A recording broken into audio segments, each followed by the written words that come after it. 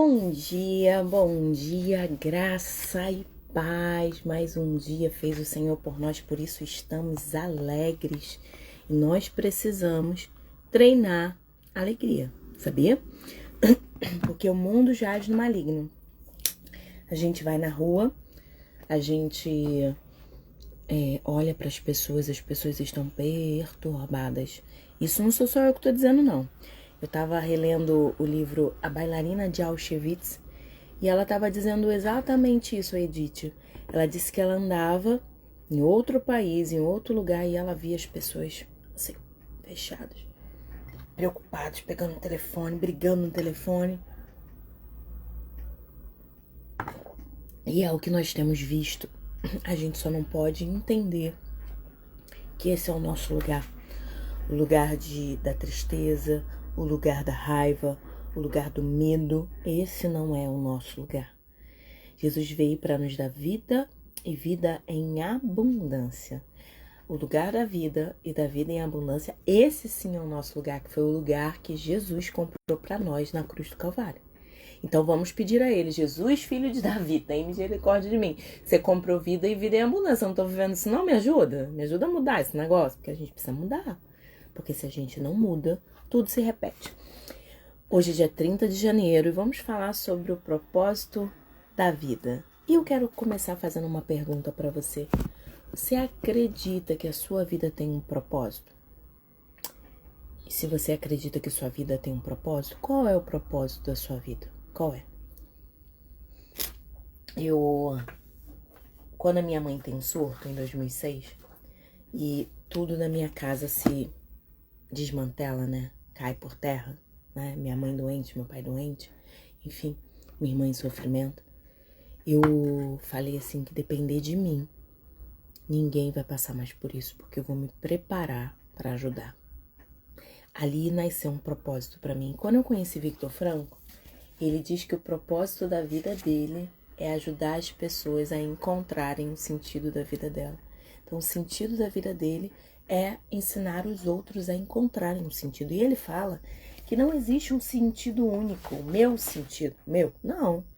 Existe o seu sentido, mas eu te ajudando você a se conhecer, elegendo suas habilidades, talentos, potências, você vai conseguir encontrar o sentido da sua vida. O que você tem que fazer que vai trazer vida para você, como diz Spinoza, potência de agir, potência de ação. E muitas vezes eu recebo pessoas aqui na clínica que são pessoas extremamente potencializadas. Só que ouviu da mãe que ela não era boa bastante. Ouviu do pai que aquilo e aquilo não era para ela. E essa pessoa, ela para de ser no mundo, ela para de ter potência de ação, porque a palavra que o pai, a mãe, um professor trouxe para ela castrou, paralisou, anestesiou. E ela parou de ser. E aí ela começa a adoecer. Quando você não é, quando você não é o ser, você é um ser que adoece. Primeiro emocionalmente, depois no corpo.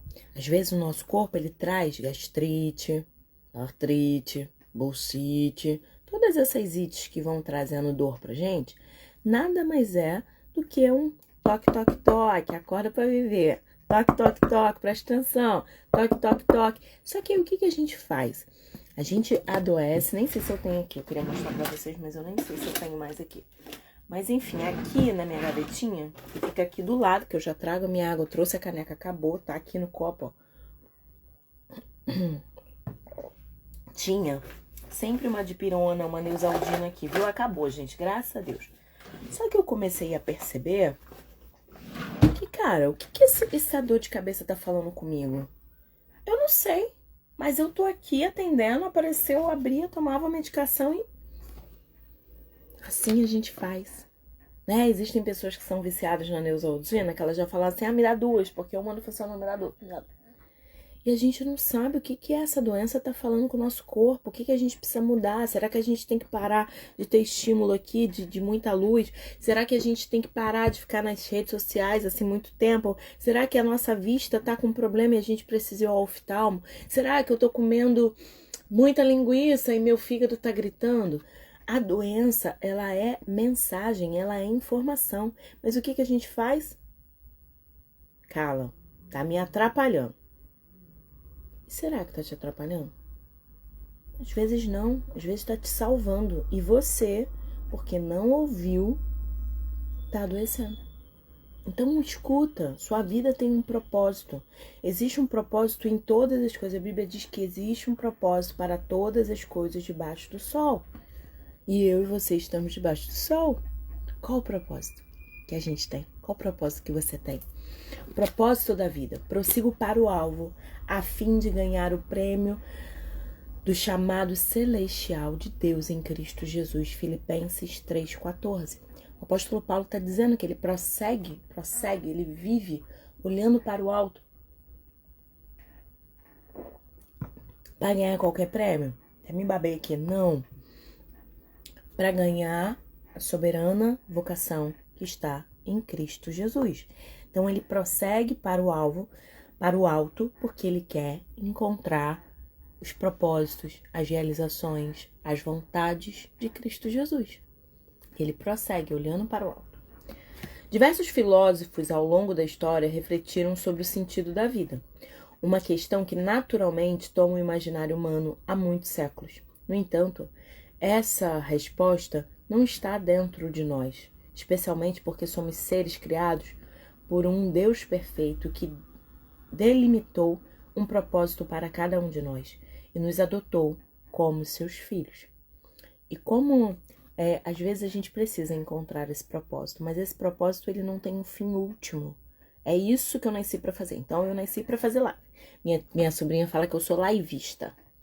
Não é que eu faço live, ela diz que eu sou liveista. Nasci para ser liveista? Não.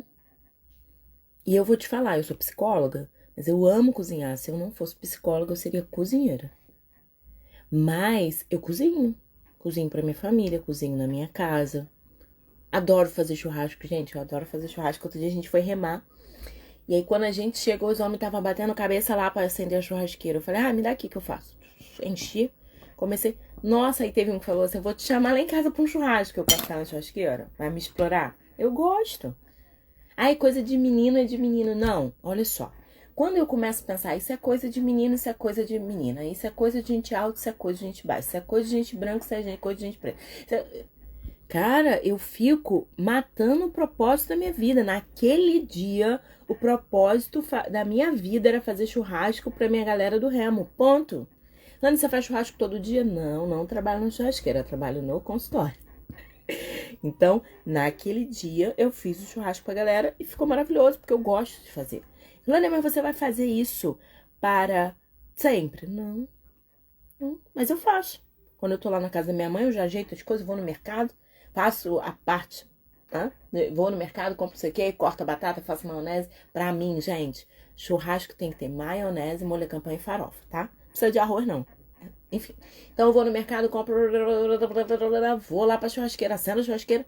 E aí, às vezes eu acendo a churrasqueira e eu falo, agora fica você aqui tomando conta, que eu já fiz muita coisa aqui. E a gente precisa ampliar o nosso repertório e parar de falar. Isso não é pra mim não, porque eu sou. Isso não é pra mim não, porque minha mãe disse que eu sou. Não, Deus te adotou para um propósito. E quando a gente adia o propósito de Deus na nossa vida, a gente está matando a nossa vida. Porque a gente está deixando de viver, de ser, de atuar, de tocar, de abraçar, de acolher. Então, Deus tem filhos adotados. Nós somos os adotados de Deus. E somos perfeitos porque estamos nele. O que não temos de perfeição, a gente pede dele, que ele entrega pra gente. Ao reconhecer nossa filiação, abrimos as portas para viver plenamente em alinhamento com os planos de Deus. Paulo, ao falar sobre a jornada espiritual, deixa evidente a paixão que tinha por seu propósito, de modo que deixou todo o seu passado para trás e entregou plenamente para viver com intensidade os planos e os sonhos de Deus. O apóstolo Paulo era perseguidor do Evangelho e ele passa a ser perseguido porque ele encontrou o Deus que ele perseguia. E quando ele fala assim, quem és tu? Sou Jesus a quem tu persegues. Deus se revela a ele e fala, olha, esse aqui sou eu, é aquele que você persegue, que você mata, que você manda matar os cristãos, é esse aqui, tá falando com você. E ao ter o encontro com esse Deus, quem ele perseguia, ele muda de lado. Então para de brigar com seu filho, com seu marido, com sei lá quem, que você acha que é uma afronta pessoal que eles fazem com você. Não é verdade. Eles estão contra Jesus. Mas como com Paulo, tendo um encontro real com Jesus, ele muda de lado. Então ore, não desista de orar, porque apóstolo Paulo, ele colocava os cristãos em arena, ele matava os cristãos, ele caçava, ele metia carta a todo cristão que se encontrar mata. E ele mudou de lado. Quando ele encontrou o amor real. Jesus só se revelou a ele porque assim, ó, eu sou Jesus, a quem tu persegues. Agora venha, porque eu quero te fazer meu seguidor. E é assim que Deus faz. É assim que Deus faz. Lembrei até daquela música, né? E é assim que Deus faz. Usa quem Ele quer. Menino, homem ou mulher. Deus quer me usar, Deus quer te usar. Deus quer usar teu filho, Deus quer usar teu marido. Deus quer usar sua mãe. Mas minha mãe vai mãe, mas Ele quer usar sua mãe. Ponto. A todos quanto receberam, deu-lhes o poder de serem feitos filhos de Deus. Sabe, os que creem no seu nome. Se a pessoa crê de fato de verdade, ela tem mudança de fato de verdade. Paulo, ao falar sobre a jornada espiritual, deixa evidente a paixão que tinha pelo seu propósito, de modo que deixou todo o seu passado para trás e entregou plenamente para viver intensamente os planos e sonhos de Deus. Vejo que focar exclusivamente no eu é um grande problema, apesar de ser a direção que a sociedade toma atualmente. A vida de pessoas inspiradoras sempre está associado a quanto amavam, serviram, entregaram, foram generosas. O que acontece? Não existe amor ao próximo sem amor próprio. Jesus fala assim, um novo mandamento vos dou, amei a Deus, um novo mandamento vos dou. Amei a Deus sobre todas as coisas e ao próximo como a ti mesmo. Então nós precisamos nos amar, nós precisamos nos priorizar e a gente precisa desconstruir a ideia de que quem ama diz sim para tudo. Isso não é verdade. Jesus não disse sim para tudo. Por que a gente está fazendo evangelho sem ser como Jesus? Jesus não disse sim para tudo. Jesus dava limite nas relações. Jesus dizia o que precisava falar. Ele não depreciava, ele não xingava ninguém, mas ele falava o que precisava. Quando os escribas e fariseus ficou perturbando ele, querendo pegar ele na curva, querendo fazer com que ele caísse em contradição, dai-nos um sinal. Não vou dar nenhum sinal para vocês, a não ser o do profeta Jonas, que sendo enviado para Nínive, foi para Tarsis. Ficou 3 dias na barriga de um grande peixe. E teve uma experiência, voltou lá, pregou o evangelho. O povo foi convertido, ficou com raiva, quis morrer. Eu quero morrer porque tu és um Deus perdoador. É isso. E Deus falando pra eles assim, ó, não vou dar sinal nenhum pra vocês, só vou te lembrar a historinha de alguém, do Jonas. Vocês sabem que a lei, os escribas e fariseus conhecia de ponta a ponta. As histórias que eram passadas, conhecia, só não fazia. E nós não precisamos conhecer tanta coisa. Ontem tô lendo esse livro, né, gente? Tô falando com vocês, que eu recomecei a ler esse livro. E, tenha sucesso sendo você mesmo. E eu tava lendo, e ela tava dizendo que Deus não quer que a gente leia a Bíblia, conheça a Bíblia toda. Deus quer que a gente conheça o versículo e aplique o versículo. E aí, depois de aplicar aquele versículo, vamos ler. Aí ela tava falando, às vezes a pessoa quer ler a Bíblia e ela lê hoje, porque eu vou ler a Bíblia em um ano, eu vou ler 3 capítulos hoje. Cada dia 3 capítulos, ok. Mas por que adianta você ler 3 capítulos hoje, 3 capítulos amanhã, e quando no sábado te encontrar, e aí, você leu a Bíblia ali? Li 3 capítulos essa semana, segunda, terça, quarta, quinta, sexta, 5 vezes 3. 5 vezes 3, me ajuda aí, gente. 3 vezes 5, gente, esqueci. 15, né? Li 15 capítulos essa semana. Aí, e o que você guardou? Não guardei nada, não. Melhor que você leia um só, porque Deus amou o mundo de tal maneira que deu seu Filho unigênito para que todo aquele que nele crê não pereça, mas tenha vida eterna. Que Deus amou o mundo de tal maneira que deu seu... É melhor, Porque aí você, Deus me amou, Deus me amou. Minha mãe vai falar, você é feio. Não, Deus me amou. Aí seu patrão vai gritar com você, esse não é Deus, eu vou escutar, porque Deus me amou, Deus me amou.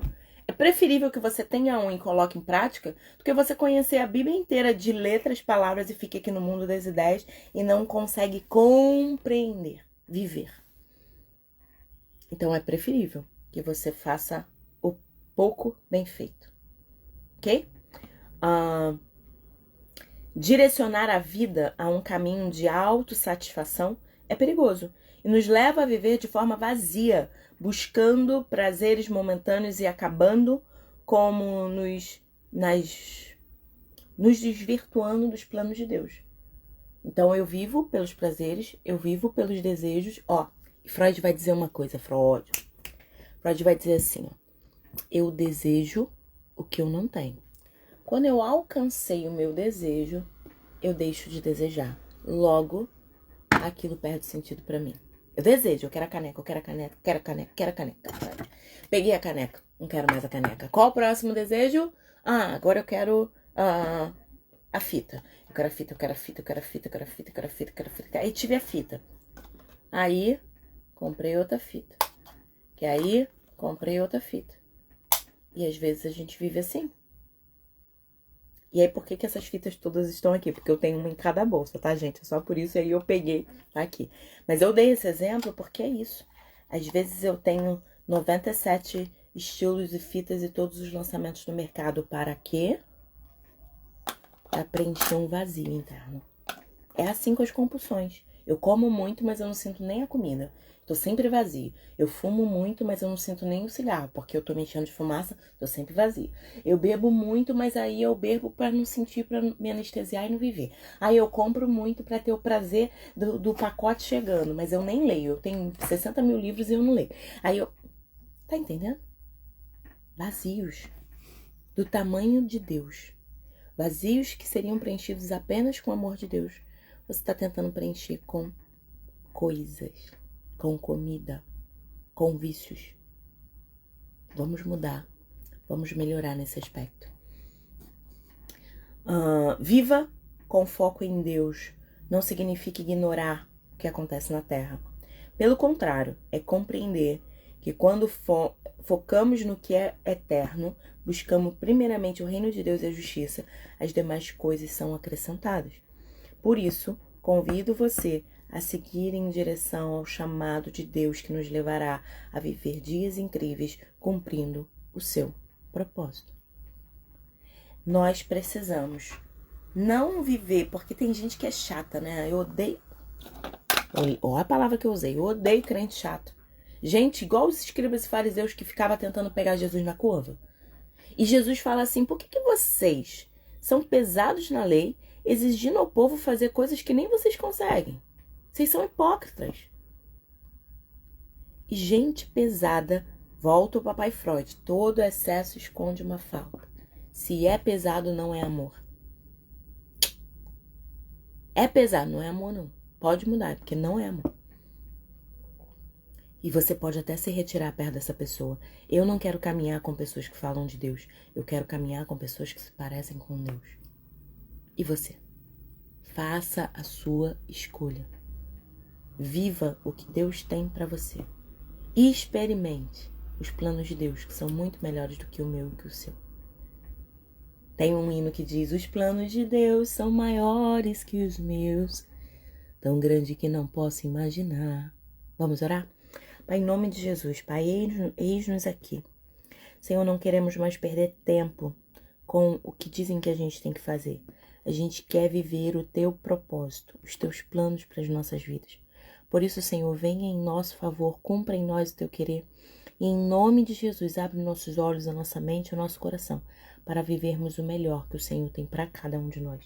Nos abençoa, fortalece a nossa vida, enche-nos com a tua graça e que possamos, ó Pai, viver como Paulo, prosseguindo, olhando para o alvo, o prêmio da soberana vocação que está em Cristo Jesus. Mas que em nome de Jesus, nessa terra, venhamos conseguir cumprir, realizar aquilo que o Senhor tem para nós. Nos abençoa, fortalece a nossa vida e dai-nos um dia de bênção e paz em nome de Jesus. Amém. Amém? Hoje é 30 de 365 dias. Gênesis 22 é o que você vai ler na sua casa. Propósito é a palavra. Metas me dizem aonde posso chegar.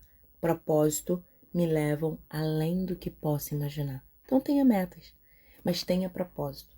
Porque se sua meta diz que você pode chegar aqui, seus propósitos dizem que você pode ir muito além. E tem um hino que diz: leva-me além, leva-me além, a um nível mais profundo de intimidade contigo, ó Senhor. Que Deus te leve além nesta manhã, em nome de Jesus. Deus te abençoe e te guarde. Deus faça resplandecer o rosto dele sobre ti. Que Deus tenha misericórdia de você e te dê a paz. Beijo e até amanhã.